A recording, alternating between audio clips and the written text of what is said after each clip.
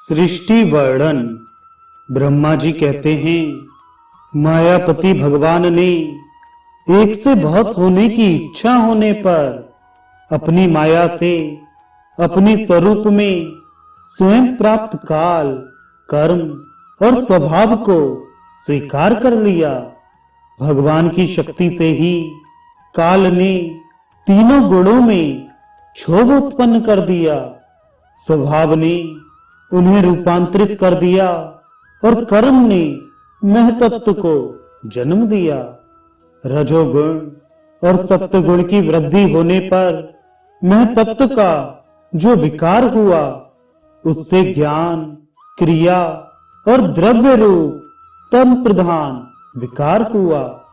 वह अहंकार कहलाया और विकार को प्राप्त होकर 3 प्रकार का हो गया। उसके भेद हैं वैकारिक, तेजस और तामस। नारद जी वे क्रमशः ज्ञान शक्ति, क्रिया शक्ति और द्रव्य शक्ति प्रधान हैं। जब 5 महाभूतों के कारण रूप तामस अहंकार में विकार हुआ, तब उससे आकाश की उत्पत्ति हुई। आकाश की तन्मात्रा और गुण शब्द है।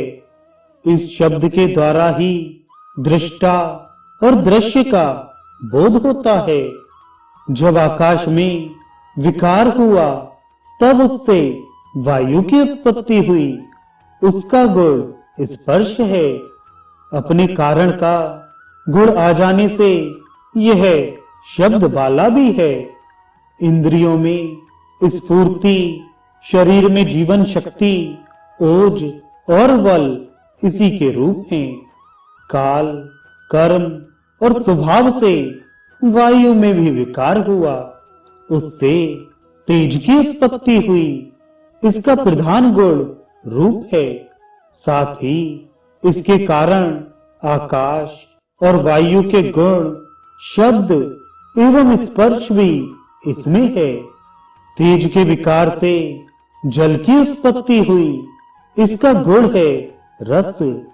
कारण तत्वों के गुण, शब्द, स्पर्श और रूप भी इसमें है। जल के विकार से पृथ्वी की उत्पत्ति हुई। इसका गुण है गंध। कारण के गुण कार्य में आते हैं। इस न्याय से शब्द, स्पर्श, रूप और रस, ये चारों गुण भी इसमें विद्यमान हैं। वैकारिक अहंकार से मन की और इंद्रियों के 10 अधिष्ठात्र देवताओं की भी उत्पत्ति हुई।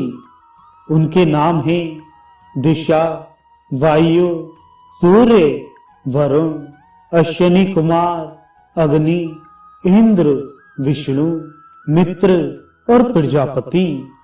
तेजस अहंकार के विकार से श्रोत्र, त्वचा, नेत्र, जिह्वा और घ्राण, ये 5 ज्ञानेंद्रियां एवं वाक, हस्त, पाद, गुदा और जन्नेन्द्रिय, ये 5 कर्मेंद्रियां उत्पन्न हुई।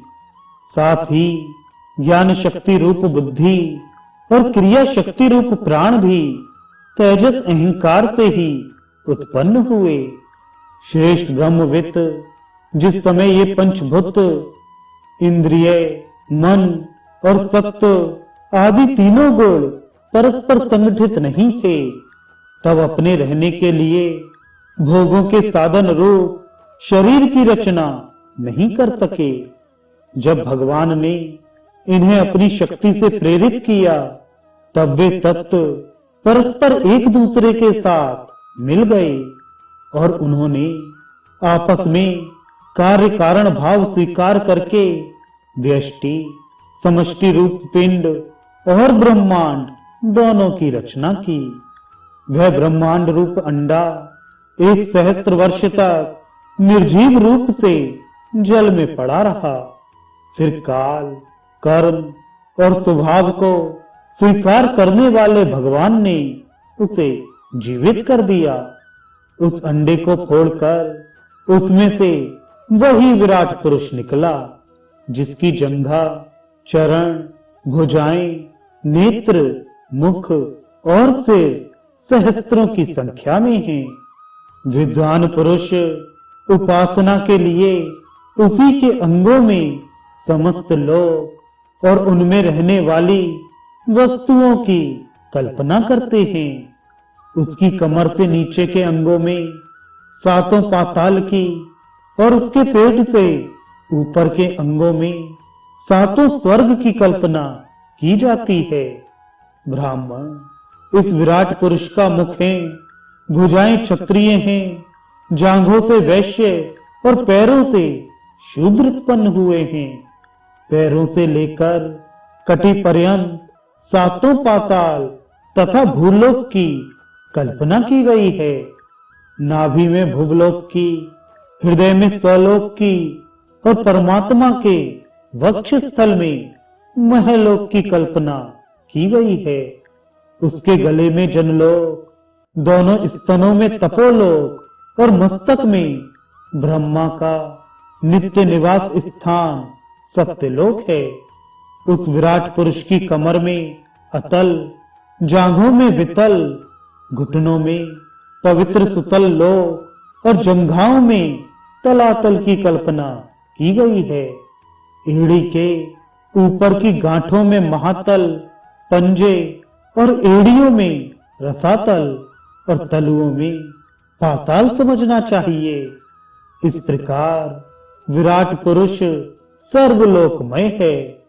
विराट भगवान के अंगों में इस प्रकार भी लोकों की कल्पना की जाती है कि उनके चरणों में पृथ्वी है, नाभि में भूलोक है और सिर में स्वलोक है।